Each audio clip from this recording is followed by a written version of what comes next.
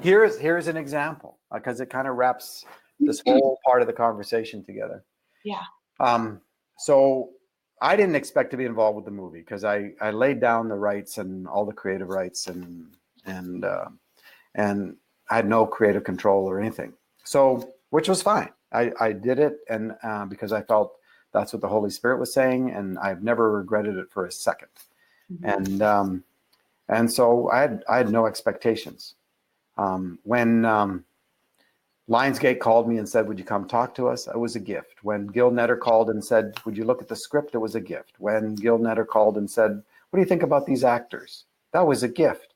When Lionsgate called and said, "Would you come on the first day shoot and pray a blessing over the entire cast and crew?" That was a gift, right? And so each one of these things, when you don't live with expectations, everything's a gift. And I got invited to go back a second time right near the end of their 60-day shoot in British Columbia.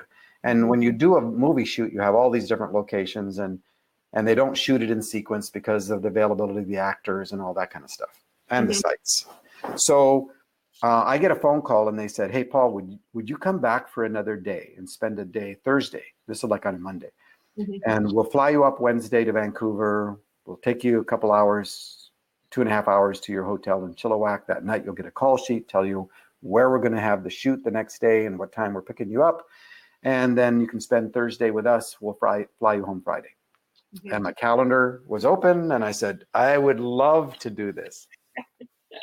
So I know I'm going there. I don't know what I'm going to see. I don't know what site location I'm going to be at. Nothing, right? So I'm sitting at my desk right after I hung up, and I'm thinking, wait, I'm going to be staying in Chilliwack, and right next door is Abbotsford. And Abbotsford, there's a theologian I've been trying to meet face to face. I'd met his wife, Eden, but I'd never met Brad Jerzak. And I wonder if he's in town because he spends a good chunk of the year in London as a seminary professor. And so it's just a nudge, one of those things. And you go like, oh, so I send him an email and I tell him what I'm doing, and immediately get an email back. And the email says, "Can I pick you up at the airport?"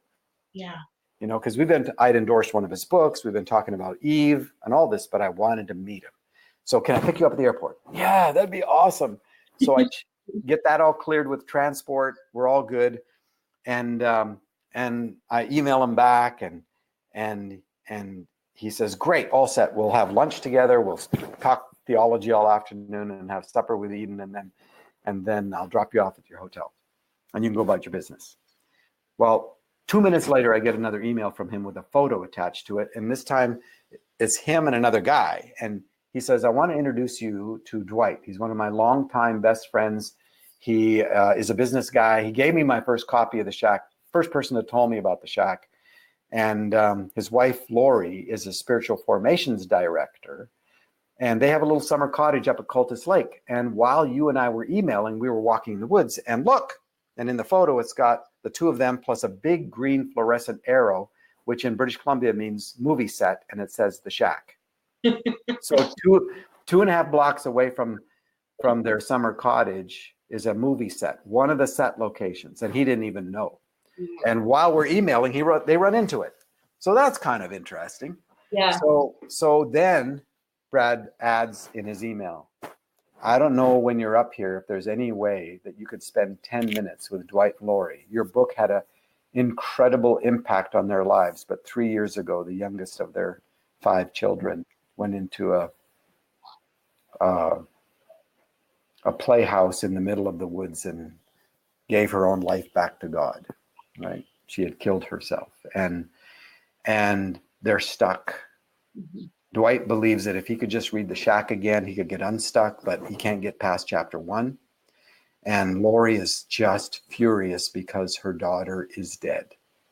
I mean, she is so stuck. She is so angry, and she's a spiritual formations director, and she's trying to do the work, and it just, everything spirals her back and spirals her back and spirals her back. And even if you could spend 10 minutes, he says, I think it would be really important and really helpful. And I said, we'll figure it out. If it meant requiring an extra day, that's great. I don't care. So I fly up, like meeting a long lost brother. We spend the day together, supper with Eden.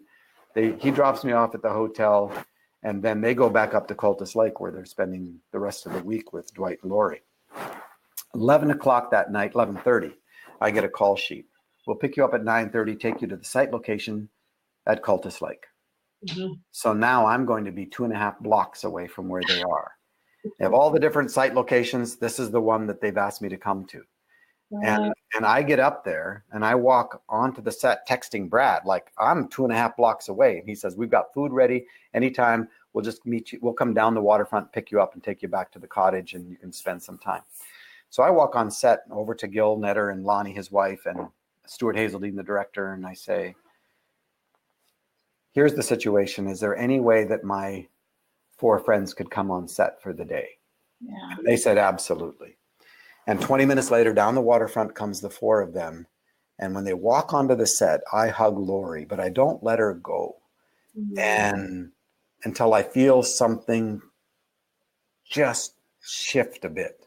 Yeah. Because I could feel all of this fury. Later, I find out that she did not want to be there. I mean, everything would be triggering her, right? But her therapist said, you really need to give this some thought because this is like not normal. And so they come on set. And now one of the reasons they wanted me to come back is this is where they built the shack.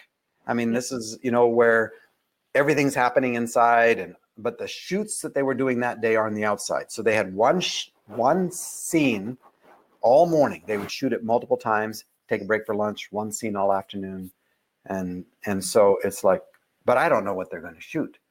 Yeah. But I didn't ask them. And they have what's called Video Village, which is a big movable tent that the producer and the director sit inside and they watch the big screens and they have headphones on so they can actually hear. Because when you're on the outside, you can't hear because you're at a distance. You don't want to interfere with the lighting and all that. Sound is done by mics and boom mics and all that.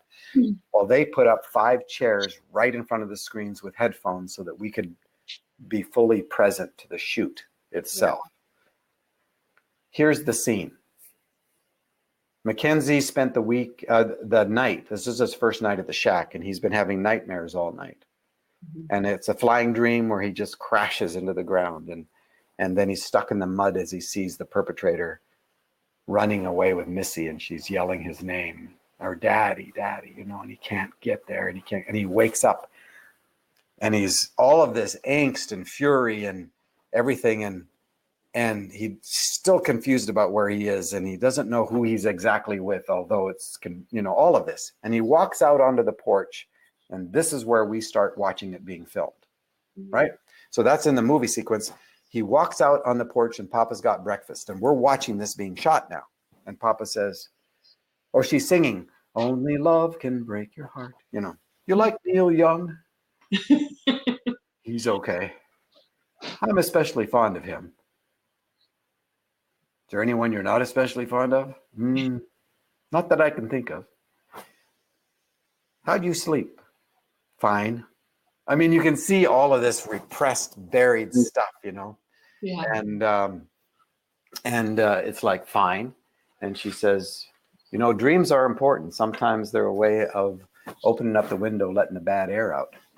I've got to plug in my computer or else we're going to disappear off the universe here. It just gave me a warning. Hold on. So we're good. Okay. So they sit down and he doesn't touch any of the food that's been prepared. He's just like, you can see all of this, right? And this is all being shot in one shot. And she said, because there's multiple camera angles going on. And he says, don't you ever get angry? Of course. What parent doesn't? Well, what about your wrath? And that starts this conversation about his view of the character and nature of God. Mm-hmm. And she begins to challenge it. And here's what happens. And we're watching this being shot. And she says to him, Mackenzie, you know what the fundamental flaw in your life is? You don't believe that I'm good. I am.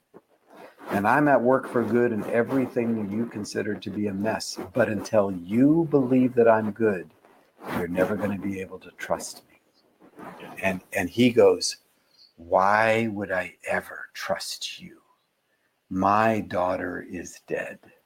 And there's nothing you can do about that. And he gets up and smashes the glass off the table and walks off the scene. And the director yells, "Cut, reset." And we're in there having just watched this. And it's just like, and I look over at Dwight and Lori and they're in shock. They reset and we watch it again. And then we watch it again. And after the third time, Lori gets up and she walks out. And I follow her out and she just weeps in my arms and weeps. And then she goes back in and sits down and watches it again. Until you believe that I'm good, you're never going to be able to trust me. Why would I believe that you're good? Why would I ever trust you? My daughter is dead. This is exactly their story, you know? Dwight's stuck and she's furious. And this is the scene. And so we break for lunch. And over comes Octavia, Papa God, you know, and wraps them up in her arms. And over comes Sumi, the Holy Spirit, and loves on them. And over comes Aviv and talks to them and is kind to them. And then we go back into the tent for a different scene. And it's the one where Mackenzie is sitting on the porch and Papa comes out right after the nail scar scenes in the kitchen. And they're looking at that bird. See that bird, Mackenzie? That bird was created to fly. You were created to live loved, but sometimes pain is a way of clipping our wings and we forget we were created to fly. And he says, "Why did you bring me here?" And she says, "Because here is where you got stuck." Yeah. Mackenzie, today's your flying lesson. Oh, and we're just bawling. I mean, we're just bawling and we watch it over and over all afternoon long. And that night when we're saying goodbye, Dwight and Lori, they hug me and they go like, "You have no idea." And I go, "You're right, I don't." But I'm thinking, Lionsgate didn't have to invite me back. Right. You know?